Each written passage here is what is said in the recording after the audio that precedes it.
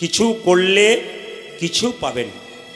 ছোট ছোট করে আপনাদের সামনে বলে যাই, কিছু করলে বলতে কি, ভগবানের কৃপা এমনি পাওয়া যায় না। প্রতিদিন খাবেন আর ভগবান পাবেন তা বললে হবে না, কিছু কাজ আপনাকে করে যেতে হবে। যেমন আগামী 19শে জ্যৈষ্ঠ একটা একাদশী আছে, ওটার নাম কি? অপরা একাদশী। আজকে একটা চলছে, কিন্তু কারা কারা করেছেন হাত তুলুন তো দেখি, কারা কারা। বাকি সব খেয়ে এসছেন নাকি? আচ্ছা বেশ, ঠিক আছে, সবাই নাও করতে পারেন, অসুবিধা কিছু নেই। আমি আজকে বলে দেবো 19শে জ্যৈষ্ঠ আজকে কি একাদশী, জোরে বলুন। আজকে হচ্ছে মোহিনী একাদশী। আর আপনারা ইউটিউবের মাধ্যমে পেয়েছেন, আগামীতে পাবেন 19শে জ্যৈষ্ঠ অপরা একাদশী। ভগবান কৃষ্ণকে যুধিষ্ঠির মহারাজ জিজ্ঞেস করেছিলেন যে জ্যৈষ্ঠ মাসের কৃষ্ণপক্ষের যে একাদশী তা কোন একাদশী? অপরা একাদশী। এই একাদশী করলে কি হয় মা? অপরা একাদশী একটা লাভ আছে, যদি আপনি এই অপরা একাদশী করতে পারেন, একাদশী তো বহু লাভ আছে, শুধু এইটাতে কি লাভ আছে? আপনার নাম খ্যাতি বৃদ্ধি হবে। কিসে? ভগবানের নাম যত করবেন, একাদশী যত করবেন, যদি কেউ অপরা একাদশী করতে পারে তবে নাম খ্যাতি তার বৃদ্ধি পায়, ভগবানের চরণে তার মনমতি হয়। যদি কোনো পাপ থাকে সেই পাপ থেকে সে মুক্তি পায়। ও মায়েরা, যদি কেউ নির্জলা একাদশী করে ওটার নাম উত্তম একাদশী। আর যদি কেউ ফলমূল খেয়ে যদি কেউ ফলমূল খেয়ে বা দুধ বা দুধের পায়েস টায়েস খেয়ে যদি কেউ একাদশী করতে পারে তবে সেটা হচ্ছে কি? একটা উত্তম, একটা মধ্যম। আর যদি পেট ভরে কেউ খায়, একাদশীর দিনে নিয়ম হচ্ছে পেট ভরে খাওয়া চলবে না। একটা পেটকে যদি 4 ভাগ করা যায় তাহলে মাথায় রাখবেন 2 ভাগ খাবেন, 1 ভাগ জল খাবেন, 1 ভাগ ফাঁকা রাখবেন। এটা প্রতিদিনের নিয়ম, তবে স্বাস্থ্য ভালো থাকবে। খাবার ব্যাপারে যখন কথা এলো তাহলে আপনাদের বলে রাখি, মাংস কারা কারা খান হাত তুলবেন। না সত্যি কথাটা বলবেন, খুশি হব। হাত তুলুন। বাহ বাহ, সবাই খায়, হাত নামান। যাক, প্রণাম জানাই, হরে কৃষ্ণ, বেশ, খুব ভালো কথা। এইদিকে তাকাবেন, সবাই খান। কিন্তু আমি একটা প্রশ্ন করে যাই, তারপর আপনারা খাবেন, কিছু মনে করবেন না। আমাদের রোগের ঘর কোথায়? রান্নাঘর। এইদিকে আপনি কলকাতা যাচ্ছেন, কলকাতায় গিয়ে নানা রকম খাবার খাবেন। ছাগলটাকে নিয়ে গেছেন, ও কি খাবে? জোরে বলুন। ও ঘাস পাতা খাবে। আপনি ভিসা কাটিয়ে ছাগলকে আমেরিকা নিয়ে গেলেন, আপনি এই পিৎজা নানা রকম হয়, ওদের ওসব খাবেন। ছাগলটা কি খাবে? জোরে বলুন। ঘাস পাতা খাবে। আপনি চেন্নাই তামিলনাড়ু চলে গেছেন, আপনি ইডলি ধোসা খাবেন, ছাগল কি খাবে? জোরে বলুন। ঘাস পাতা খাবে। মানে ও ধর্মকে রক্ষা করতে পেরেছে, আমি আমার ধর্মকে রক্ষা করতে পারলাম না। আচ্ছা, যারা মাংস খান তাদের কাছে প্রশ্ন, হ্যাঁ হ্যাঁ বলবেন, কিন্তু কি, আপনার আঙুল যদি কেটে যায় ব্যথা লাগে না? জোরে বলুন। হ্যাঁ বললে হবে না, খাবার সময় ভাবতে হবে, তবে আপনার হ্যাঁ হাতে সুবিধা হবে। আঙুলটা ব্যথা হয় না? এখন যদি আপনাকে বলে আপনার আঙুলটা কেটে দিয়ে আমি ঝোল করে খাবো, আপনি দেবেন? তাহলে যাকে কাটছেন তার কত কষ্ট হচ্ছে, সে দম বন্ধ হয়ে যাচ্ছে, তাকে মারছে, তার বলে আমরা তো কাটি না, আমরা কিনি। আপনি থলি নিয়ে দাঁড়ান বলেই তো কাটে, নইলে তো কাটবে না। মাংসের দোকান যারা করে তারা বলে প্রদীপবাবুকে প্রথমেই বাদ দাও, আর পদ্মার কোনোদিন আনবে না, আমাদের দোকান বন্ধ হয়ে যাবে। না ভাই, তোমার দোকান কোনোদিন বন্ধ হবে না, তোমার দোকান চালুই থাকবে, আমি যতই বলি শুনবে না। তবে একটা কথা বলি আপনাদেরকে, যে যেখানে বসে আছেন, আচ্ছা, ছাগল জল খায় চুমুক দিয়ে না চেটে চেটে? জোরে বলুন, জোরে বলুন। চেটে চেটে, চুমুক দিয়ে। আচ্ছা, বিড়াল জল খায় চেটে চেটে না চুমুক দিয়ে? বিড়াল মাংস খায়, জল খায় চেটে চেটে, আর ছাগল ঘাস খায়, সবজি খায়, পাতা খায়, এরা কি করে জল খায়? চুমুক দিয়ে। মিলটা কাদের সঙ্গে আছে? কার সঙ্গে আছে? ছাগলের সঙ্গে আমাদের আছে না বিড়ালের সঙ্গে আছে? কোনটা? ছাগলের সঙ্গে। ছাগলকে মাংস দিয়ে ছাগল খাবে না, দূরে সরে যাবে। আর আমাকে মাংস দিয়ে দিব্যি গরম মশলা কিনতে যাবো বাজারে, বাবারে মাংস দিয়েছেন। তাহলে আমরা আমাদের ধর্মটা রাখতে পারলাম না। অনেকে বলে মাংস খেয়ে প্রোটিন হয়, আপনি কি বোঝেন? বললাম, তার ছাগল যা খেয়ে প্রোটিন হচ্ছে তুমি তা খেয়ে প্রোটিন করে নাও। ছাগল খাবার কি দরকার আছে? না কি বলছেন? ছাগল খেয়ে যদি প্রোটিন হয়, তাহলে ছাগল যা খেয়ে প্রোটিন করছে তুমি সেই খেয়ে প্রোটিন খাও, করো, তাহলে তোমার লাভ আছে। কিন্তু সেটা করবো না, ছাগলের মাংস খাবো। আমি আপনাদের বলতে চাই, আমাদের কেউ মারা গেলে কারো 10 দিন, কারো 15 দিন অসহ্য হয়। আচ্ছা বলুন তো, মরা জিনিসটাকে পেটে রাখছেন, আপনার কদিন অসহ্য হবে? জোরে বলুন। আপনার তো সারা জীবনে অসহ্য হবে, না কি বলছেন? আপনার তো ভগবানের মন্দিরে যাওয়ার কোনো অধিকারই নেই। আমি একটা কথা বলতে চাই, যারা মাংস খায় কিছু মনে করবেন না, আপনারা খাবেন আর না খাবেন আপনাদের ব্যাপার, কিন্তু যারা মাংস খায় তাদের ভগবানের পুজোর কোনো অধিকার নাই। হেঁকে ডেকে বলে গেলাম। প্রশ্ন করবেন কেন? ভগবানের পুত্র সবাই, কন্যা সবাই, যত জীব আছে। আচ্ছা বলুন তো মা, আপনার ছেলের ঘাড়ে ধরে দু থাপ্পড় দিয়ে দাঁতটাকে ভেঙে দিয়ে কেউ যে হাতটা ভেঙে দেয় না, আপনার পায়ে প্রণাম করে বলে আপনি প্রণাম নেবেন, আপনার ভালো লাগবে? বলে আমার ছেলেকে মারবি না তুই, আমায় প্রণাম করতে আসবি? ভগবানের সন্তানও তো ছাগল পাখি, তাদেরকে মেরে তুমি ভগবানকে পুজো করতে যাও। ভগবান বলে আমার সন্তানকে মেরে তুই আমায় পুজো করতে আসছিস, যা তোর পুজো নেবো না। বিচার করে বলে না না, আপনারা যারা খাবেন তারা খান, কিন্তু বিশেষ করে বলে রাখি বিশেষ বিশেষ দিনগুলো আপনারা কেউ খাবেন না। জন্মাষ্টমী, রাধাষ্টমী, রামনবমী, একাদশীর দিনে যদি কেউ একাদশী না করতে পারেন নিরামিষ খাবেন। অমাবস্যা, পূর্ণিমা, বিশেষ বিশেষ তিথিগুলোতে অন্তত মায়েরা মাথায় রাখবেন বৃহস্পতিবার অন্তত বাড়িতে বাড়িতে যেন আমিষ রান্না না হয়, নিরামিষ রান্না হয়। মায়েরা সবাই লক্ষ্য করুন, যে এখানে বসে আছেন, একাদশীর আগের দিনে কিন্তু ব্রাশ করে নিতে হয়। একাদশীর আগের দিনে জিভ পরিষ্কার করে নিতে হয়। আপনি আজকে করলে ভুল করছেন। কেন করছেন? একাদশীর দিনে লবণ খাওয়া উচিত নয়। তাহলে আপনি আগের দিনে যদি জিভ পরিষ্কার করলেন, আজ সকালে যদি করলেন, জিভ ছুলতে ছুলতে যদি জিভ কেটে যায়, আপনার একাদশী হবে না। শুধু তাই নয়, একাদশীর দিনে যদি আপনি যে পেস্টটা নিচ্ছেন তার মধ্যে লবণ থাকে, তাহলে আজকে একাদশী সকালবেলায় পেস্ট নিচ্ছেন, তাহলে তো আপনার একাদশী হলো না, আপনি লবণ খেয়ে ফেললেন। তাহলে সন্দক লবণ আপনাকে গ্রহণ করতে হবে, এই লবণ কিন্তু আপনার চলবে না। তাই আপনাদের কাছে নিবেদন রইল, আগের দিনে আপনি ব্রাশ করুন, পরের দিন সকালবেলায় গরম জল দিয়ে মুখটা ধুয়ে নিন, 21 বার কুল্লি করুন, কুলকুচ্ছি করুন, আপনার কিন্তু লাভ আছে। একাদশীর দিনে শুধুমাত্র উপবাস করবেন তা নয়, আপনাকে শর্ত করতে হবে, খারাপ কিছু দেখবো না, খারাপ কিছু ভাববো না, খারাপ কিছু শুনবো না, এই শর্তগুলো করতে হবে। একাদশী মানে আমি উপবাস করে নিয়েছি তা নয়, কিছু শর্ত আছে। খারাপ কিছু দেখবো না, খারাপ কিছু ভাববো না, খারাপ কিছু শুনবো না, আজকে ভালো কথাই শুনবো। আজকে বড় ভাগ্যবান এবং ভাগ্যবতী যে আজকে একাদশীর দিনে আপনি হরিকথা শুনতে পাচ্ছেন। শাস্ত্র বলছে একাদশীর দিনে কেউ যদি বসে বসে হরিকথা শুনতে পারে, যদি একাদশী পালনও করতে না পারেন, তবে কিন্তু আপনার কিছুটা লাভ হয়। আর যারা একাদশী করেছেন অথচ হরিকথা শুনছেন, তাদের তো বিরাট লাভ আছে। কিছু মনে করবেন না, যে যেখানে বসে আছেন, কীর্তন শুধুমাত্র কীর্তন নয়, কীর্তন জীব শিক্ষা বটে। শুধু হাসলে হবে না, তাকালে হবে না, মন লাগাতে হবে। ভগবান বললেন মন মানা মদ ভক্ত মদ জাজিমাং করু। তুমি মন্দিরে গেলে 4টে আপেল 4টে কলা, মায়েরা বলুন ভগবান খায়? জোরে বলুন হ্যাঁ না। ভগবান দেখে তুমি কেমন ভাব নিয়ে গেছো, অহংকারের ভাবে না প্রেমের ভাবে। আপনারা এখানে টাকা পয়সা আনতে পারেন আর না পারেন, আপনাদের একটা সুন্দর জিনিস এখানে নিয়েছেন, মন।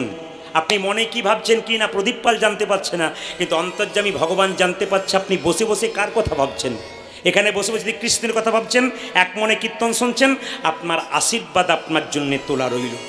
যে যত মন দিয়ে কীর্তন শুনবে তার আশীর্বাদ। কে কোথায় গল্প করছে, যারা প্রকৃত ভক্ত দূরে বসুক আর সামনে বসুক, একই রকম তাকায়, দাঁড়িয়ে থাকে, একই রকম কীর্তন শোনে। কেন বলুন তো? মন কিন্তু এখানে দিয়ে দেয়। আপনার প্রিয় জিনিস সবচাইতে মন, এই মনটি গোবিন্দের চরণে দিন। আমরা হিন্দু সনাতন ধর্মের মানুষ এখানে হেঁকে ডেকে বলতে পারছি, আমরা আমাদের হিন্দু ধর্মটাকে নষ্ট করছি। কেন করছি? আপনারা উত্তর দিন। সামনে দুর্গাপুর, আপনাদের দুর্গাপুজো দেখতে যান, প্যান্ডেল না দুর্গাপূজা? জোরে বলুন, কোনটা বলুন? জোরে হাঁকিয়ে বলুন। প্যান্ডেল, প্যান্ডেল। আচ্ছা বলি, আমরা কত লজ্জা, কত ধ্বংসের পথে যাচ্ছি। আমি জায়গার নাম বলবো না। মেদিনীপুর থেকে গান করে রাত্রিবেলায় ফিরে আসছি, আমার আরামবাগে গান ছিল, ছেলেগুলো বলছে দাদা চলো ঠাকুরগুলো একবার দেখে নিই। চল একবার দেখি। সবাই মিলে দেখতে গেলাম। আপনারা বিশ্বাস করবেন না, কিছু নির্লজ্জ বেহায়া বাবা আছে আর কিছু নির্লজ্জ বেহায়া মা আছে। হরিবছর পরে গেলাম, 16 থেকে 18, 20 বছরের মেয়েরা জিন্সের প্যান্ট পরে অন্ধকারে ছেলেগুলোর কাছে দাঁড়িয়ে পিঠে চাপড়িয়ে কথা বলছে আর বিড়ি সিগারেট খাচ্ছে। লজ্জা লাগলো আমাদের দেখে। অন্যান্য জাতির মানুষ তাদের মেয়েদেরকে এরকম করে না, আর আমরা নির্লজ্জ বেহায়া কিছু বাবা মা আছে, রাত্রি 12টা 1টা 2টো পর্যন্ত মেয়েকে ঠাকুর দেখতে ছেড়ে দেয়। সে নির্লজ্জ বেহায়া বাবার কাছে নিবেদন রইল, আপনার মেয়েকে ওখানে পাঠিয়ে ধ্বংসের পথে নিয়ে গিয়ে, নরকের পথে নিয়ে গিয়ে আমাদের সমাজটাকে নষ্ট করছেন। সাবধান থাকবেন আপনারা।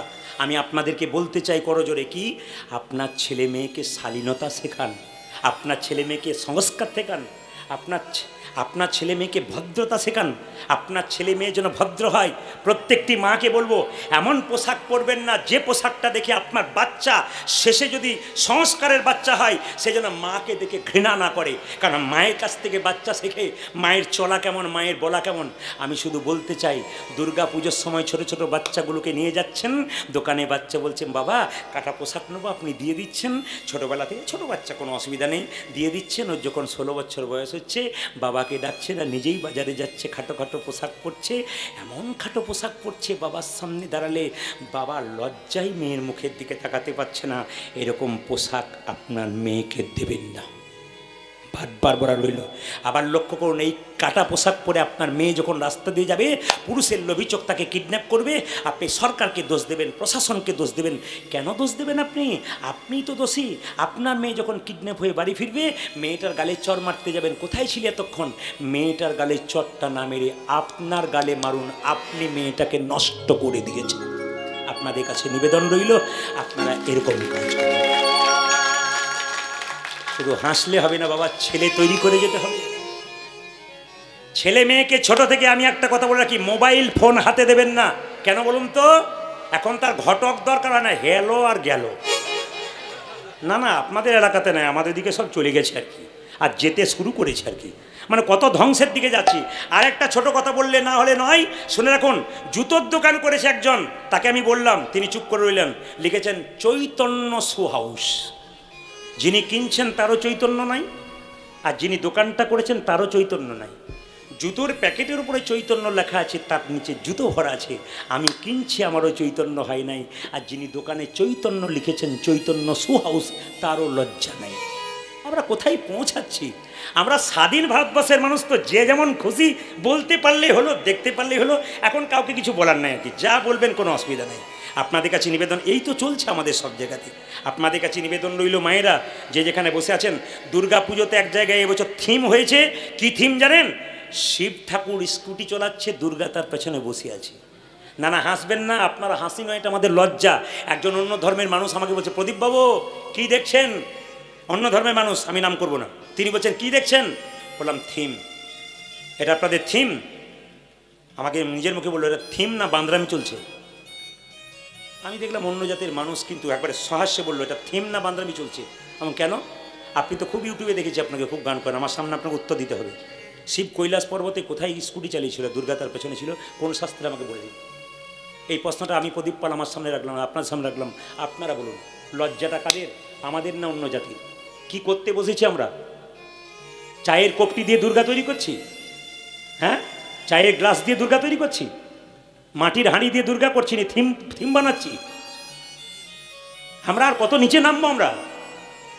দুর্গা পুজো করুন, আনন্দ করুন, লাইটে রোশনাই করুন, সব কিছু করুন, কিন্তু শালীনতা বজায় করুন।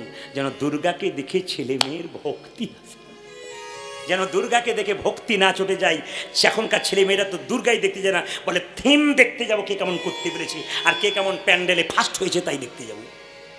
আমরা কোন জায়গায় পৌঁছাচ্ছি? প্রদীপ পালের কথাগুলো বিচার করবেন। আমি ঠিক বলে গেলাম না ভুল বলে গেলাম? প্রত্যেকটি সমাজের বুকে আমার এই একই বার্তা, হিন্দু সনাতন ধর্মকে রক্ষা করো, নিজেকে হিন্দু বলে গর্ব করো, অন্যান্য ধর্মের মানুষকে সম্মান করবে, কাউকে ছোট ভাববে না, কিন্তু নিজের ধর্মকে কেউ কোনোদিন অপমান করবে না। এটা বারবার আপনাদের সামনে বলে গেলাম। আজ আমরা নিজের ধর্মকে অপমান করতে গেছি। সাধুগুরু বৈষ্ণব দেখলে তাকে ঠাট্টা করছি, অন্যান্য ধর্মের মানুষকে আবার ঠাট্টা করে দেখুন তো আপনার পিঠের চামড়া তুলে দেবে। একটা কথা বলে দেখুন, অন্য ধর্মের মানুষকে আপনার পিঠের চামড়া রাখবে না, নুন মাখিয়ে দেবে আপনার। আর আমাদের ধর্মের মানুষকে আমরা ঠাট্টা করছি, অন্য ধর্মের মানুষরা সুযোগ পেয়ে যাচ্ছে, তারাও ঠাট্টা করছে, নির্লজ্জের মতো আমরা হাসছি। আমাদের লজ্জা করে না? বেহায়ের মতো হাসছি, আমাদের ধর্মের মানুষকে আমরা অপমান করছি, অন্য জাতের লোকগুলো সুযোগ পেয়ে অপমান করছে। কি করছেন আপনারা? শুধু কীর্তন নয়, সমাজটাকে পরিবর্তন করতে হবে, এরই নাম কীর্তন। আমি শুধু বলতে চাই, মায়ের মতো আপন কেউ নাই, বাবার মতো আপন কেউ নেই। যারা কীর্তন শুনতে এসছেন, যখন রাত্রিবেলায় বাড়ি ফিরে যাবেন, তখন দেখবেন বাড়ির সবাই ঘুমোচ্ছে, একজন দরজাটা খুলছে আর বেরোচ্ছে, তিনি হলেন, এদিকে শব্দ নয়, হরে কৃষ্ণ। দেখবেন কীর্তন শুনে যখন বাড়ি যাবেন, বাড়ির সবাই ঘুমোচ্ছে, একজন দরজাটা খুলছে আর বেরোচ্ছে, তিনি হলেন মা। মায়ের মতো বাবার মতো আপন কেউ হয়। একবার সুন্দর করে শুনবেন, মাত্র দুটি তিনটি বলব। একটা মায়ের পেটে যখন একটা বাচ্চার জন্ম হয়, মায়ের পেটে বাচ্চা 10 মাস 10 দিন ধরে জায়গা রাখতে পারে। মায়েরা, একজন মা তার পেটের মধ্যে একটা বাচ্চাকে 10 মাস 10 দিন রাখতে পারে, কিন্তু সেই ছেলে বড় হয়ে আসানসোলে যদি ফ্ল্যাট কেনে, সবার জায়গা হয় কিন্তু মা বাবার জায়গা হয় না। কীর্তন শুনে কী লাভ, আসল জায়গাটা যদি ফাঁক রেখে দিলেন। কীর্তন হচ্ছে চৈতন্যের ব্যাপার, চেতনার ব্যাপার। আপনি কীর্তন শুনলেন, হরি ভগবান কৃষ্ণকে সুদামাকে কৃষ্ণ বলেছিল, সুদামা এই জগতে 3 রকমের ভগবান আছে রে। প্রথম গুরু, পিতামাতা যার থেকে জন্ম পেলি, পিতামাতা প্রথম গুরু, তাকে যদি তুই ভজনা করতে পারিস তবে আমাকে ভজনা করে লাভ আছে। আর তুই বাবা মাকে খেতে দিলি না আর হরি হরি বলে নাচলি, তোর কোনো লাভ হবে না। এই দিকে তাকান, অষ্টমীর দিনে কোন একটা ছেলে তার স্ত্রীকে নিয়ে, পুত্র কন্যাকে নিয়ে, হ্যাঁ, অষ্টমীর দিনে মাকে পুষ্পাঞ্জলি দিচ্ছে। আর মা যেন বলতে চাইছে, মাটির প্রতিমা পুজিস রে তুই, আগে ঘরের বাবা মাকে পুজো কর। জীবন্ত বাবা মাকে পুজো না করে তুই মাটির প্রতিমা পুজো করতে এসেছিস, তোর কোনো লাভ নেই। হুগলি জেলায় আমরা প্রায় গান করতে যাই। এখান থেকে আমি কালকে চলে যাব মালদা ইংলিশ বাজার, ওখানে আমার 2 দিন গান আছে। ওখান থেকে চলে যাব আমি হুগলি, একবারে তারকেশ্বরের কাছে কামারকুণ্ড বলে একটা জায়গা আছে, রেল স্টেশন, ওখানে আমি চলে যাব কালকে তরশু তারিখে। তা আপনাদের কাছে নিবেদন রইল, হুগলিতে গান করতে গেলে রাত্রিবেলাতে বেরোয় দেখা যায় ছেলেমেয়েরা বাঁক কাঁধে নিয়ে জল দিতে যায়। তো একটা রাত্রিবেলা একটা দোকানে নেমেছি চা খাবার জন্যে, একটা ছেলে বাঁক কাঁধে নিয়ে খুব যাচ্ছে, একবার হাঁপিয়ে গেছে। জিজ্ঞেস করলাম, হ্যাঁ রে জলটা কত দূর থেকে আনছিস? বলছে 40 কিলোমিটার। কোথায় যাচ্ছিস? তারকেশ্বর বাবার মন্দির। বললাম ঠিক আছে, খুব ভালো কথা, তা কী জন্যে যাচ্ছিস? বলে ছেলে মেয়ে স্ত্রী ভালো থাকবে এই জন্যে। বলে তোর বাবা বেঁচে আছে? বলে হ্যাঁ আছে। কি করে? বলে চাষবাস করে। আচ্ছা বুঝলাম, তোর বাবা 12টার সময় মাঠ থেকে যখন আসে 1 গ্লাস জল বাবাকে দিয়েছিলি তো? তোর মা যখন অসুস্থ হয়েছিল মায়ের হাতে 1 গ্লাস জল তুলে দিয়েছিলি তো? বলে না। তাহলে তোর বাবাকে দেওয়া বেকার হয়ে গেল। বাবা যেন বলতে চাইছে, জীবন্ত বাবা মাকে দে তবে আমাকে দিবি। আপনাদের কোনো লাভ হবে না যে জীবন্ত বাবা মাকে না দিবি। শুধু কীর্তন শুনলে হবে না, নিজেকে চৈতন্য করে যেতে হবে। আমি একটা কথা আপনাদের বলে দিতে, একবারে মন দিয়ে শুনবেন যারা মায়ের এখানে কীর্তন শুনছেন। আপনি যখন বৌমা হয়ে বাড়িতে এলেন তখন বাবা আপনার শ্বশুরমশাই কী বলল? আমার মা এসেছে গো, বৌমা এসেছে। যাকে মা বলে ডেকেছে তাকে 2টো ডাল ভাত দিতে পারলেন না, আপনি কিসের মা? আপনি তো মা নন, আপনি তো রাক্ষসী। আপনি যদি মনে করেন বৃদ্ধাকে ত্যাগ করে আমি কোথাও গিয়ে বাঁচানো বা আমার ছেলে মেয়েকে মানুষ করব, আপনি ভুল করছেন। আপনি মানুষ করতে যাচ্ছেন না, আপনার ছেলে অমানুষ হচ্ছে, আপনার কাছ থেকে শিখছে আমার বাবা মা তার সঙ্গে কেমন ব্যবহার করছে। ভবিষ্যতে আমিও বাবা মায়ের সঙ্গে সেরকম ব্যবহার করব। আমি আসলে দাঁড়িয়ে গ্যারান্টি দিয়ে গেলাম, কোনো ভদ্রলোক যদি তার স্ত্রী পুত্র কন্যাকে নিয়ে বাইরে থাকে আর মা বাবা খাবার জন্য এখানে কেঁদে কেঁদে বেড়ায়, তুমি তৈরি হয়ে থাকো, তোমার ছেলে যখন বড় হবে, তোমার ছেলের পাশে যখন একজন আসবে, তোমাকেও কাঁদতে কাঁদতে ঘর থেকে বেরোতে হবে। সেই দিন বুঝবে তুমি কি করেছিলে। যেমন কর্ম সেরকম ফল তোমাকে ভোগ করতে হবে। মায়েরা এইদিকে তাকাবেন, চাণক্য পণ্ডিতের নাম শুনেছেন? জোরে বলুন হা না না। এইদিকে চাণক্য পণ্ডিতের নাম শুনেছেন? এই চাণক্য পণ্ডিত যখন 5 বছর বয়স ছিল, মাতৃভক্তি কেমন দেখুন। পরম প্রেমময় অনুকূল ঠাকুর কার কাছ থেকে দীক্ষা নিয়েছিল? নিজের মায়ের কাছ থেকে দীক্ষা নিয়েছিল। চমকে যাবেন আপনারা, মাকে কত ভালোবাসে। মহাপ্রভু ঘর থেকে বেরোতেন আর মাকে প্রণাম করে বেরোতেন, আবার ফিরতেন তখন মাকে প্রণাম করতেন। স্বয়ং ভগবান জগৎকে শিক্ষা দিলেন, মা বাবার আশীর্বাদ ছাড়া পৃথিবীতে বড় হওয়া যায় না। তাই প্রত্যেকটি ছেলে মেয়ে যারা কম বয়সের আছে, প্রত্যেকের কাছে নিবেদন রইলে এখন থেকে তোমরা বাবা মাকে প্রণাম করতে শেখো, একদিন দেখবে তোমরা তাদের আশীর্বাদ অবশ্যই পাবে। সবাই লক্ষ্য কর মায়েরা, চাণক্য পণ্ডিত মায়ের কোলে ছোট্ট অবস্থায় ছিল, তখন 5 বছর বয়স। একজন জ্যোতিষ বলল, মা তোমার ছেলে রাজা হবে গো। চাণক্য পণ্ডিতের মা বলল, কেন গো, কিসের জন্য রাজা হবে? তুমি কি দেখলে? তোমার ছেলের সামনের দাঁত 2টো বড়। বলে দাঁত বড় হলে রাজা হয় বুঝি? বলে না গো, তোমার ছেলের দাঁত দেখে লক্ষণগুলো আলাদা বুঝলাম, তোমার ছেলে রাজা হবে। এক সময় চাণক্যদেবের মা চাণক্যকে কোলে নিয়ে অন্ধকারে বলছে, খোকা তুই যদি রাজা হয়ে যাস তুই আমায় ভুলে যাবি না তো বাবা? ছেলে বলল, মা আমি রাজা হব? বলে হ্যাঁ, রাজা হলে ছেলে মাকে ভুলে যায়, তুই ভুলে যাবি না? বলছে মা আমি তোমাকে কোনোদিন ভুলবো না। কেন রাজা হব? বলছে সামনের দাঁত 2টো তোর বড়, জ্যোতিষ বলেছে তুই রাজা হবি। চাণক্যদেব মায়ের কোল থেকে নেমে একটা পাথরের টুকরো এনে নিজের বড় বড় দাঁত 2টোকে ফটাফট ভেঙে দিয়েছে। এ তুই কি করলি? দাঁত ভেঙে দিলি? বোকা কোথাকার, গড়গড় করে রক্ত বেরোচ্ছে। বলছে মা দাঁতগুলো বড়, দাঁতগুলো থাকলে আমি রাজা হব, রাজা হলে তোমায় ভুলে যাব। দাঁতগুলো ভেঙে দিলাম, আমি রাজাও হব না আর তোমায় কোনোদিন ভুলেও যাব না। বড় বড় মহাজন বড় বড় মহাপুরুষরা খুব সুন্দর সুন্দর শিক্ষা দিয়ে গেছেন, এগুলো আপনাদের একটু করে গ্রহণ করে যেতে হবে। অনুকূল ঠাকুরের ভক্ত কারা কারা আছেন, শিষ্য কারা আছেন, হাত তুলুন। বাহ, এতজন এখানে আছেন, হাত তুলুন। পরম প্রেমময় অনুকূল ঠাকুর বলেছেন, শিক্ষা মুখে আছে ব্যবহারে নাই, সে শিক্ষার মুখে মারো ছাই। অনুকূল ঠাকুর বলেছেন, পেটের মধ্যে বাচ্চা থাকলে মেয়েদের কয়েকটা নিয়ম পালন করতে হয়। ঠাকুরের কথা, পরম প্রেমময় ঠাকুরের কথা। তিনি বললেন কি কি? প্রথম নিয়ম হচ্ছে, বলছে এরোপ্লেন আজকে মহাপুরুষের জন্ম হচ্ছে না কেন? রামকৃষ্ণ ঠাকুর নেই, বিবেকানন্দ নেই, রবীন্দ্রনাথ নেই, কেন জন্ম হচ্ছে না? এখন কেন ভালো ছেলে জন্ম পাচ্ছি না আমাদের সমাজে? কই রামকৃষ্ণকে পাচ্ছি না, বিবেকানন্দকে পাচ্ছি না, কাউকে পাচ্ছি না কেন? আসলে তিনি বলছেন যে এরোপ্লেন সব জায়গায় ওড়ে, সব জায়গায় নামে না। এয়ারপোর্ট যেখানে সেখানে নামে। মহাপুরুষের আত্মা ঘুরে বেড়াচ্ছে, কিন্তু ঠিকমতো প্ল্যাটফর্ম পাচ্ছে না। আপনাদের প্ল্যাটফর্মগুলো আপনারা ঠিক রাখুন, আপনাদের সন্তান নিশ্চয়ই কৃষ্ণ ভক্ত হবে, মহাপুরুষ হবে। একটু নিয়মগুলো জেনে নিন।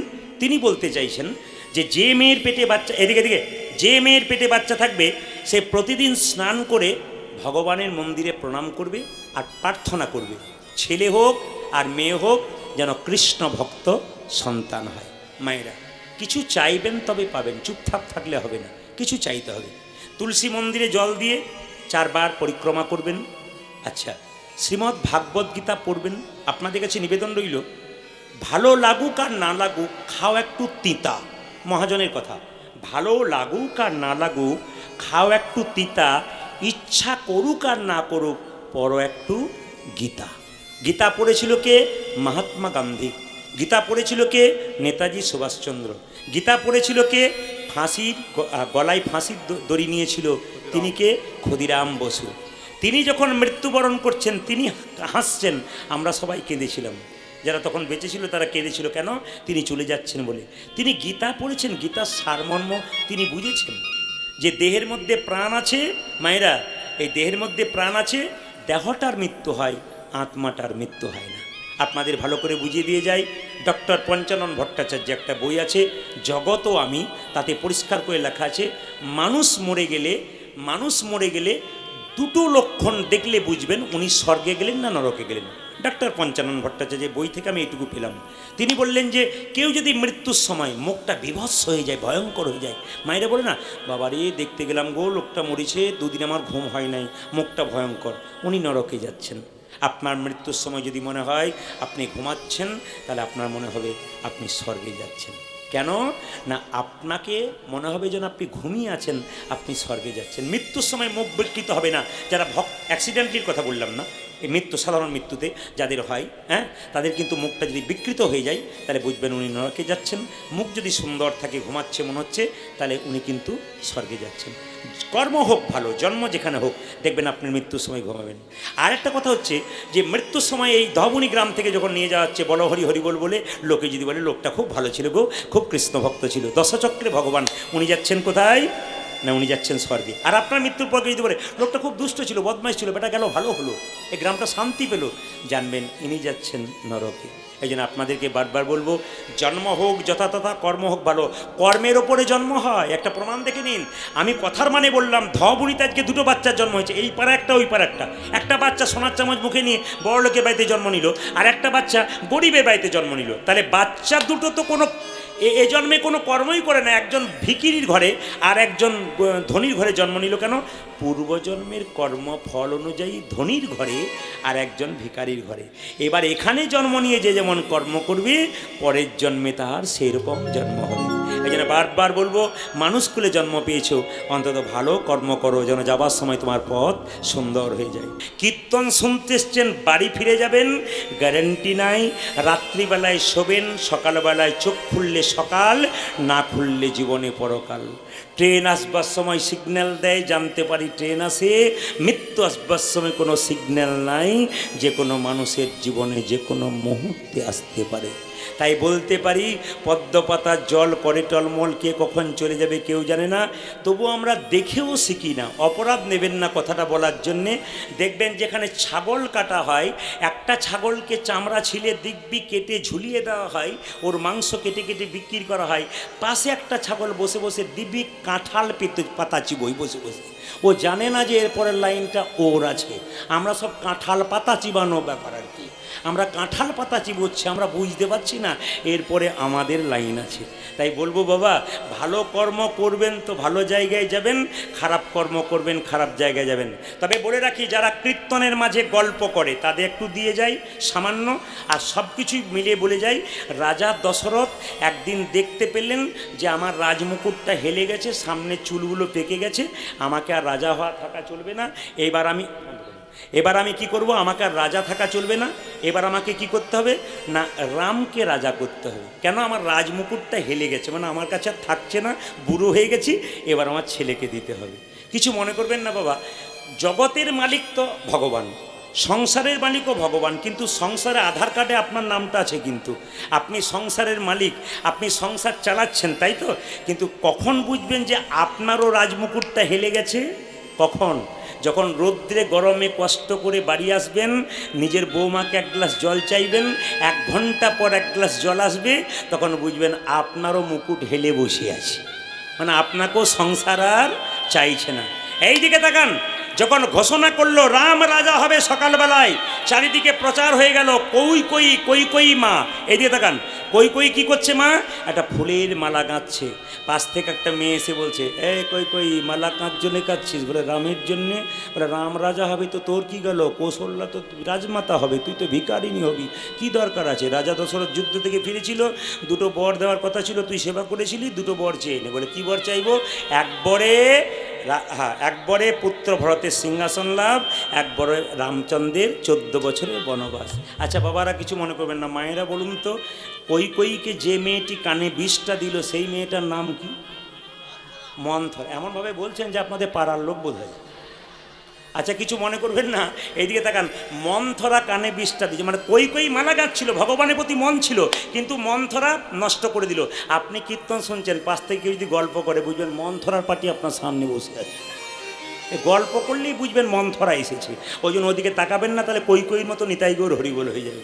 এইদিকে তাকাবেন মায়েরা, যে যেখানে বসে আছেন মায়েরা, আপনাদের সামনে এইটা বলার জন্যে এই কথা, যে আপনার বাড়িতে কেউ যদি বিষ খায়, তাকে হসপিটালে ভর্তি করলে সে বাঁচলেও বাঁচতে পারে, কিন্তু কানের মধ্যে কেউ যদি বিষ দেয়, সংসারে একজন মরে না, গোটা সংসারটা নষ্ট হয়ে যায়।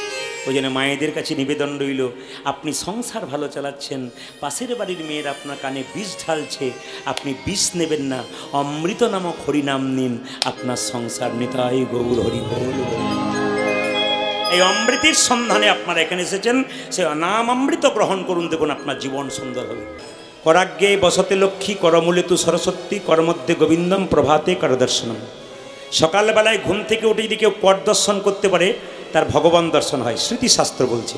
এই দিকে তাকাবেন মায়েরা, যার বাড়িতে ভগবানের ছবি নাই, যে সকালবেলায় ঘুম থেকে উঠে ভগবানের ছবি দেখতে পাচ্ছেন না, সে যদি হাতটাকে দর্শন করে প্রণাম করে, তবে তার ভগবান দর্শন হয়। করাগ্রে বসতে লক্ষ্মী, করমূলে তু সরস্বতী, করমধ্যে গোবিন্দম, প্রভাতে করদর্শনম। সকালবেলায় যদি কেউ ঘুম থেকে উঠে, বাচ্চাদেরকে বলি, সকালবেলায় ঘুম থেকে উঠে করটা দর্শন করে, হাতটা দর্শন করে প্রণাম করলে তার ভগবান দর্শন হয়। এই দিয়ে তাকাবেন। তবে একটা কথা বলে রাখি, এখানে যারা কীর্তন শুনতে এসছেন, তিলক কারা কারা নিচের হাত তুলবেন? বলে তিলকের ধারধারি না, তিলক কী করে নেব? আমি আপনাদের বলতে চাই, তিলক কিন্তু হিন্দু ধর্মের মানুষের একটা কি অলঙ্কার। একজন মেয়ের যেমন স্মৃতির সিঁদুর হাতের শাখা এবং হাতের নোয়া সধবা মেয়ের পরিচয়, একজন ভক্ত যদি তুলসীর মালা এবং তিলক নিতে পারে, ভক্তের পরিচয় সে দেয়। আপনারা প্রশ্ন করবেন তিলক কি করে নেব? ঠাট্টা তো আরম্ভ হয়। যেমন আমার পাশের বাড়িতে একটা মেয়ে তিলক নেই, মালা নেই, আর 5টা মেয়ে বলাবলি করে, বাবারে দিদি হারাধনের বই কি ঢং দিদি, আগে বোধহয় ভগবান পেয়ে যাবে, তিলক মালা করেছে। কিন্তু আমি আপনাদের বলতে চাই, হাতি চলে বাজার, কুত্তা ভুকে হাজার, হাতি রাস্তা দিয়ে যায়, কুকুর ঘেউ ঘেউ করে, হাতি কি কুকুরের দিকে তাকায়? জোরে বলবেন। আরে যারা কৃষ্ণ ভক্ত তারা তো হাতির মতো, নিন্দুক তো কুকুরের মতো, ওদের দিকে আপনারা তাকাবেন না, তাহলে তো কৃষ্ণ ভজন আপনার কোনো দিন হবে না। তিলকের কথা একটু বলে যায়, যে যেখানে বসে আছেন আমার দিকে তাকান। এই যে তিলকটা দেখতে পাচ্ছেন, তাকাবেন, তিলকের কটা দাগ আছে জোরে বলুন? দুটো। ডান দিকের দাগটা কি? ব্রহ্মা। বাঁ দিকের দাগটা কি? মহেশ্বর। মাঝখানে ফাঁকটা কি? বিষ্ণু। স্বয়ং ভগবান ব্রহ্মা বিষ্ণু মহেশ্বর যদি আমার কপালে থাকে, তার কখনো দুঃখ থাকে? শাস্ত্র বলছে এই যে এইটুকু তিলক এখান থেকে এতটা পর্যন্ত, যেটাকে আমি ব্রহ্মা বিষ্ণু মহেশ্বর বললাম, সবাই তাকাবেন, সেই জায়গাটাকে শাস্ত্র বলছে কৃষ্ণের চরণ। তাহলে এটা যদি কৃষ্ণের চরণ হয়, তাহলে তুলসী পাতা দিতে হয় না? কি বলছেন? তাহলে তুলসী পাতা কোনটা? নাকের মধ্যে যে ফোঁটা নিয়েছে ওটা তুলসী পাতা। শাস্ত্র বলল তুলসী পাতা কতক্ষণ, কতটা নেবেন? একটা নাককে 4 ভাগ করলে 3 ভাগ পর্যন্ত এই ফোঁটাটা নেবেন। আপনারা প্রশ্ন করবেন, প্রদীপবাবু তুলসীর মালা তিলক তো নিতে বলছেন, কিন্তু বাজারে ওটা দেখলে মাথা খারাপ হয়ে যায়। আচ্ছা, কিছু মনে করবেন না, বাড়িতে কোনো আত্মীয় এলে কি বলা হয়? অতিথি। জোরে বলুন? অতিথি নারায়ণ। দেখুন বাচ্চারা কি সুন্দর বলছে, অতিথি দেবো ভব। তোকে ভালো করে আশীর্বাদ জানায়। এ বলছে অতিথি দেবো ভব, কি সুন্দর বলছে দেখুন, অতিথি নারায়ণ। আচ্ছা মায়েরা, বাড়িতে অতিথি এলো, দোকান থেকে 3 কেজি কিনে খাওয়ালেন, অতিথি নারায়ণ না অসুর? জোরে বলুন কোনটা? জোরে বলুন। যদি আপনার বাড়িতে এসে কেউ এরকম খায়, তাহলে বুঝবেন অতিথি নারায়ণ নয়, সব অসুর এসেছে। একবারে পাক্কা কথা। অতিথি নারায়ণ তখন যখন আপনার বাড়িতে এসে নিরামিষ সেবা করবে, একটু নাম কীর্তন করবে, ভগবানের আটন পাতবে, জানবেন তিনি হচ্ছেন অতিথি নারায়ণ। এই দিকে তাকাবেন, যে যেখানে বসে আছেন, এই এই যে 5টা আঙ্গুল আছে, এই 5টা আঙ্গুলে কিন্তু তিলক দেওয়ার নিয়ম আছে। শাস্ত্র কি বলছে দেখুন, তাকান। বলছে 5টা আঙ্গুলের মধ্যে এটার নাম বৃদ্ধাঙ্গুষ্ঠী, এটার নাম কি? তর্জনী। এটার নাম কি বলুন? মধ্যমা। এটার নাম কি? অনামিকা। এটার নাম কি? কনিষ্ঠা। এই আঙ্গুলে তিলক কাকে দেবেন? এই আঙ্গুলে তিলক কাকে দেবেন? এই আঙ্গুলে তিলক কাকে দেবেন? এই আঙ্গুলে তিলক কাকে দেবেন? এই আঙ্গুলে তিলক কাকে দেবেন? সব নিয়ম আছে। ধরুন আপনি তিলক করছেন, একজন বলল মা আমাকে একটু ফোঁটা দাও তো তিলকে, আপনি কোন আঙ্গুলে দেবেন? ব্রাহ্মণ ঠাকুর পুজো করে সিঁদুরটা চাইবেন, যদি প্রকৃত ব্রাহ্মণ হয় তাহলে দেখবেন আপনাকে এই আঙুলে সিঁদুরটা দিচ্ছে, এই আঙুলে নয় কিন্তু এই আঙুলে। আর কোনো বাড়িতে কেউ যদি মারা গেছে, আপনার পাশের বাড়িতে বা আপনার বাড়িতে, তাকে কপালে একটু তিলক করে দিতে হয়। কোন আঙুলে করতে হয়? শাস্ত্র বলল এই আঙুলে। মৃত ব্যক্তির কপালে এই আঙুলে তিলক করবেন। এবার নিজেকে কোন আঙুলে তিলক করবেন? নিজেকে তিলক করার নিয়ম হচ্ছে এই আঙুলে তিলক করার নিয়ম, খুদ এই আঙুলে।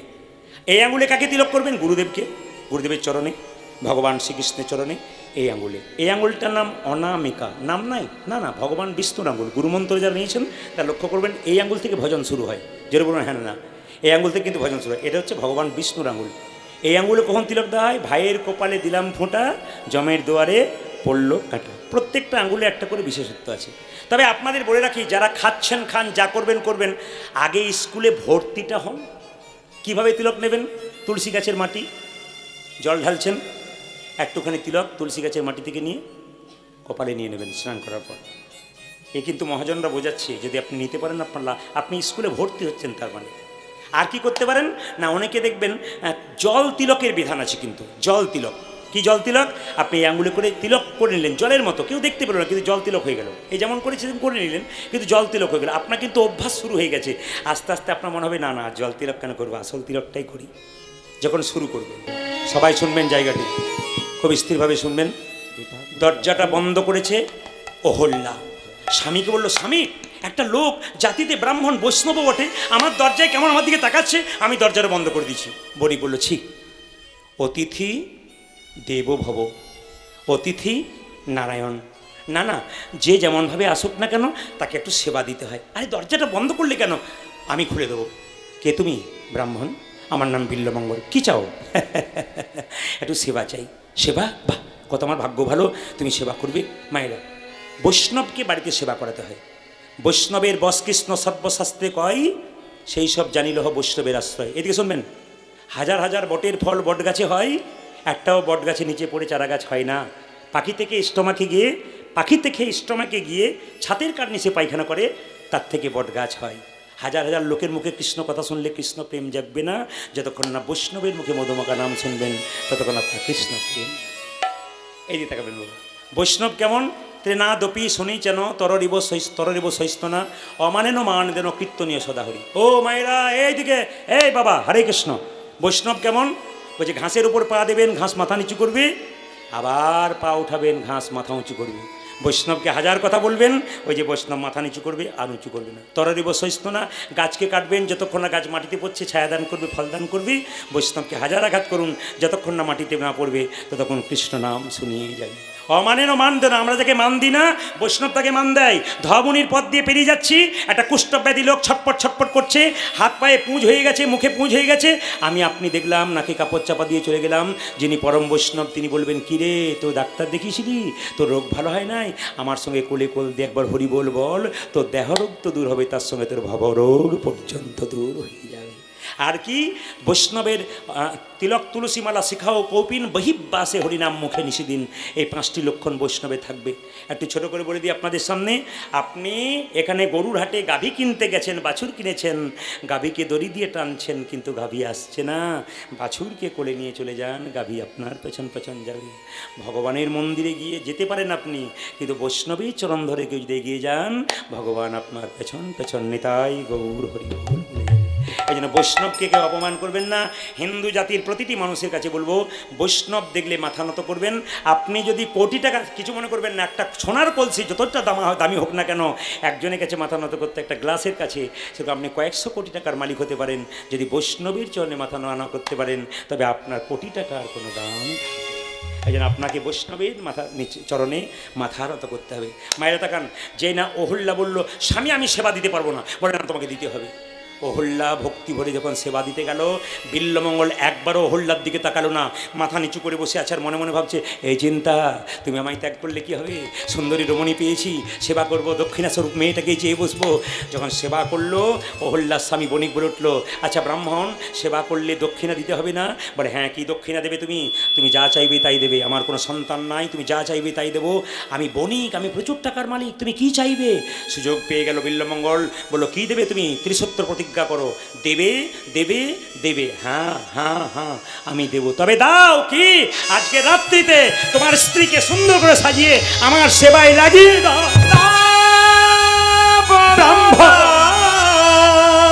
তুমি কি বললে ব্রাহ্মণ? তুমি কি বললে আমায়? তুমি কি বললে? বলো না। তুমি কি শোনালে আমাকে? না না, আমি এটা মেনে নিতে পারবো না। বিল্বমঙ্গল বলে উঠলো, শোনো, ব্রাহ্মণ মুখে একবার যা বলে অভিশাপ লেগে যায়। তুমি সেবা দেবো বলেছে, আমি যা চেয়েছি তাই তোমাকে দিতে হবে। যে তুমি না দাও, তোমার স্ত্রী স্মৃতি সিন্দুর হাতের শাখা সব চলে যাবে, তুমি ভস্ম হয়ে যাবে, তোমার মৃত্যু হবে, তোমার স্ত্রী বিধবা হয়ে যাবে। দরজার আড়ালে দাঁড়িয়ে শুনছিল অহল্যা, স্বামীর কাছে এসে বলল, স্বামী কি, আমার এই স্মৃতি সিঁদুরটা কার জন্যে? আমার জন্য। হাতের শাখাটা কে দিয়েছে গো? আমি দিয়েছি। আচ্ছা আচ্ছা, আমার হাতের নোয়াটা কে পরিয়ে দিয়েছি? আমি। আমার মাথায় কাপড় কে দিয়েছি? আমি। স্বামী, মেয়েদের সবচাইতে পরম ধন যদি স্বামী হয়, তবে একটা নিবেদন রইল, আমার স্মৃতির সিঁদুর হাতের শাখা রক্ষা করার জন্যে তুমি যদি অনুমতি দাও, আমি ব্রাহ্মণের সেবায় লাগবে। মায়েরা, সতী নারীর লক্ষণ এরকমই। আমি আপনাদের বলতে চাই, আমি আপনাদের সুন্দর করে বলতে চাই, চাণক্য পণ্ডিত একটা কথা বলেছিলেন, প্রভাতে স্ত্রী প্রসঙ্গত, এই দিয়ে দেখান, প্রভাতে স্ত্রী প্রসঙ্গত, দ্বিপহরে দ্যুতক্রিয়া, আর রাত্রে চৌর প্রসঙ্গত। সকালবেলায় স্ত্রী প্রসঙ্গ নিয়ে আলোচনা করো, দুপুরবেলায় জুয়া খেলা নিয়ে দ্যুতক্রিয়া আলোচনা করো, আর রাত্রিবেলায় চোরের সম্বন্ধে আলোচনা করো। আপনারা সব ভয় খেয়ে যাচ্ছেন, চাণক্য পণ্ডিতের উপর পণ্ডিত এই কথা বললো কেন? সকালবেলায় স্ত্রী প্রসঙ্গত মানে কি? রামায়ণ পড়গো, রামায়ণে মা সীতার চরিত্র দেখো, তিনি কি শিক্ষা দিয়ে গেলেন আমাদের মতো মায়েদেরকে। তাকাবেন মায়েরা কি শিক্ষা দিলেন। রামচন্দ্রের বাবা দশরথ রাজা, তার শ্বশুর মশাই জনক রাজা। সীতাকে একটা মেয়ে বলেছিল, সীতা তুই বনবাসে যাবি কেন? বলে কেন? তোর শ্বশুর মশাই রাজা, তোর বাবা রাজা, এই সম্পদ ছেড়ে তুই বনে যাবি কেন? তখন সীতা বলেছিল, কোনো অপমান করেনি মেয়েটিকে, মা সম্পদে কিবা কাম, সম্পদ মম নব দুর্বাদল ঘনশ্যাম। এত বড় ত্যাগের কথা সীতার কাছে শিখতে হয়, এত বড় ত্যাগের কথা, প্রতিভক্তির কথা সীতার কাছে শুনতে হয়।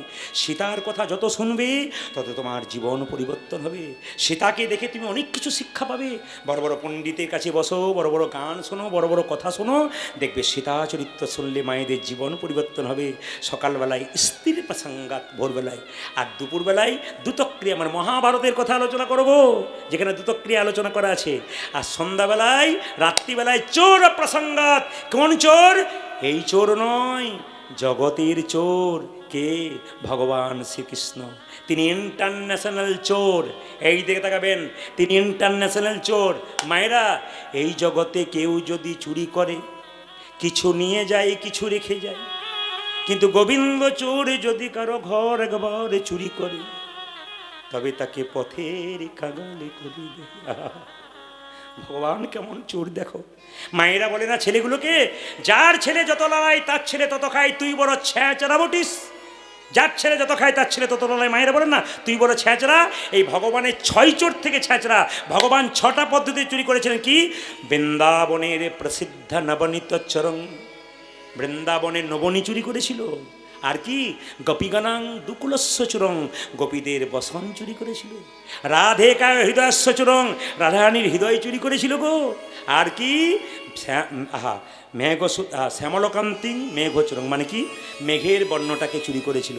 পলাশিতাং সর্বস্ব চুরং, যে তোমার নাম লয় তার সব কিছু চুরি করে তাকে পথের ভিখারি করে দাও।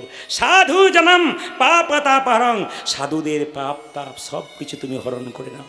ওই জন্য ভগবান হচ্ছে ইন্টারন্যাশনাল চোর। ছোট করে আপনাদের বলে দিয়ে যায়, একটু মন দিয়ে শুনুন ভগবান কেমন চোর ছিল।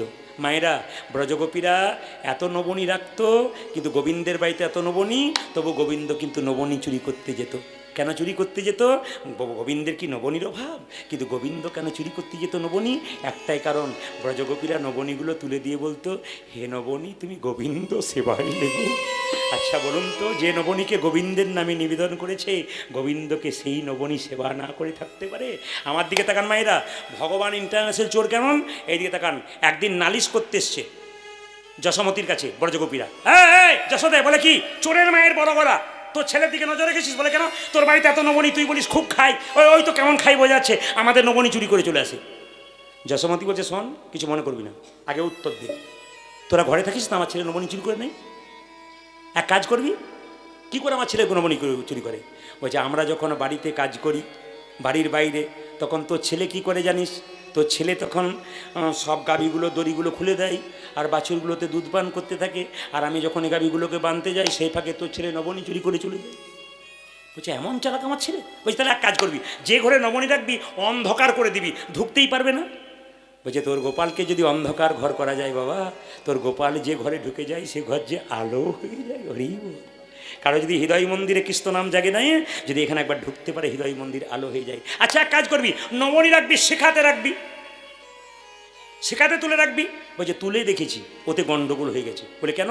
তোর গোপাল তো একা আসে না, এর কাঁধে ওর কাঁধে চেপে যখন নাগালে পায় না, তখন এইরকম করে বাঁশিতে করে খুঁচে দেয়, হা করে দেয়, গড় গড় করে পড়ে যায়। বলছে, তাই নাকি? এত আমার ছেলে চালাক? বলে হ্যাঁ। বলছে, তাহলে এক কাজ করবি, নবনী রাখবি না, হাঁড়িটা ফাঁকা রেখে দিবি, তাহলে আর যাবে না, বারবার ঘুরে আসবে নবনী না পেয়ে। বলছে, সেটা করে আরও বিপদে পড়েছি। বলে কেন? একদিন দেখতে পাচ্ছি হাঁড়ি ফাঁকা রেখেছি, এক হাঁড়ি জল হয়ে গেছে। বলে বুঝতে পারলাম না। বলে, তোর গোপাল হিচি করে দিয়ে চলে গেছে, এক হাঁড়ি জল। তোর গোপাল খুব দুষ্টু রে। বলছে, তাহলে এক কাজ কর, দেখাতে পারবি যে আমার গোপাল চুরি করেছে? একজন ব্রজগোপী বলে, আমি শিক্ষিত ব্রজগোপী, তোদের মতো মূর্খ নয়, আমি গোবিন্দকে ধরে দেখাবো। বাবা, ভগবানকে ভজন করতে গেলে শিক্ষা দীক্ষার দরকার হয় না, ভক্তির দরকার হয়। ভক্ত প্রহ্লাদের ভক্তি ছিল, ভক্ত ধোবের ভক্তি ছিল, কম বয়সে ভগবানকে পেয়েছিল। ভক্তে ভক্তির দরকার হয়। সবাই লক্ষ্য করুন মায়েরা, এই দিয়ে দেখান, একটা শিক্ষিত ব্রজগোপী কী করেছে? অন্ধকার ঘরে নবনীটা তুলে রেখেছে, আর গোবিন্দ যখন নবনীটা এমনি করে একের পর এক কাঁধে চেপেছে, ব্রজগোপী মনে মনে ভাবছে এইবার ধরবো। কী করেছে শুন রাখুন। গোবিন্দ ব্রজগোপী আড়ালে দাঁড়িয়ে আছে, গোবিন্দ নবনী চুরি করবার জন্য একের পর এক কাঁধের উপরে চেপেছে। তখন ব্রজগোপী কী করেছে? একটা ঘণ্টা বেঁধে দিয়েছে হাঁড়ির ওপরে। বলে, যখনই হাঁড়িতে হাতটা ঢোকাতে যাবে তখনই ঘণ্টা বেজে যাবে, আমি টুক করে গিয়ে গোবিন্দকে ধরবো। কত চালাক দেখুন, ঘণ্টাটা বেঁধে দিয়েছে, আর গোবিন্দ কাঁধের ওপর কাঁধে চেপে দেখছে হাঁড়ির পাশে একটা ঘণ্টা বাঁধা আছে। বলে, এ ঘন্টা তুই এলি কোথা থেকে? ঘন্টা বলছে আমি আসি নাই। বলে তাহলে তো তোকে এখানে দেখতে পাচ্ছি কেন? বলছে আমার কান্না হয়েছে। গোবিন্দ বলছে বাজবি না? বলছে না বাজবো না।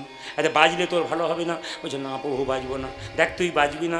গোবিন্দ বলছে বাজার জায়গায় বেজে যাবো, আজেবাজে জায়গায় বাজবো না, ঠিক বেজে দেবো। এখন জেনে বলছে বাজবি না, বলে না বাজবো না।